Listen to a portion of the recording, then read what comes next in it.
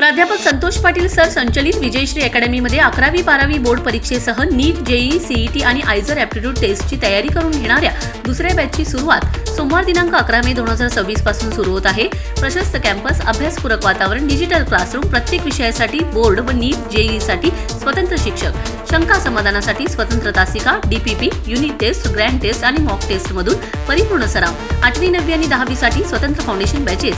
आपल्या पल्ल्याच्या उज्ज्वल भविष्यासाठी विजयश्री अकॅडमीस एक वेळ अवश्य भेट देण्याचे आवाहन प्राध्यापक संतोष पाटील, संचालक विजयश्री अकॅडमी विटा यांनी केले।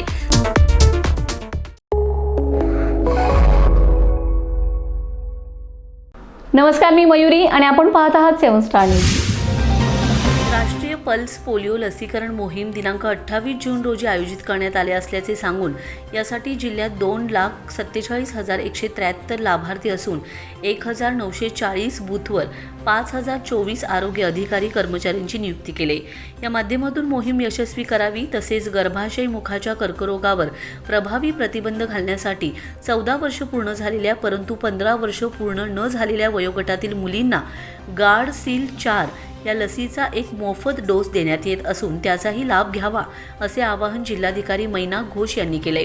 येथील जिल्हाधिकारी कार्यालयात HPV व राष्ट्रीय पल्स पोलिओ लसीकरणाच्या पार्श्वभूमीवर जिल्हा समन्वय समितीच्या बैठकीच्या पार्श्वभूमीवर जिल्हाधिकारी घोष बोलत होते। यावेळी मुख्य कार्यकारी अधिकारी विशाल नरवाडे, जिल्हा शल्यचिकित्सक डॉक्टर विक्रमसिंह कदम, जिल्हा आरोग्य अधिकारी डॉक्टर विजयकुमार वाघ, निवासी वैद्यकीय अधिकारी डॉक्टर छाया पाटील, महानगरपालिकेचे डॉक्टर वैभव पाटील, शिक्षणाधिकारी मोहन गायकवाड यांच्यासह तालुका आरोग्य अधिकारी उपस्थित होते। जिल्हा आरोग्य अधिकारी डॉक्टर वाघ यांनी या लसीकरण मोहिमेबद्दल सविस्तर माहिती दिली। HPV लस सुरक्षित असून सर्व पालकांनी या मोहिमेत सहभागी होऊन आपल्या 14 वर्षाच्या मुलींचे लसीकरण करून घ्यावे याबाबत प्रयत्न व जनजागृती करण्याबाबत सूचित केले। तसेच राष्ट्रीय पल्स पोलिओ लसीकरण मोहीम दिनांक 28 जून 2026 रोजी आयोजित केली असल्याचे सांगून यासाठी जिल्ह्यात 2,47,173 लाभार्थी असून 1,940 बूथवर 5,024 आरोग्य अधिकारी कर्मचाऱ्यांच्या माध्यमातून ही मोहीम यशस्वी करण्याचे नियोजन केले असल्याचे सांगितले। गर्भाशय मुखाच्या कर्करोगावर प्रभावी प्रतिबंध घालण्याच्या दृष्टीने HPV लसीकरण मोहीम महत्त्वाची आहे।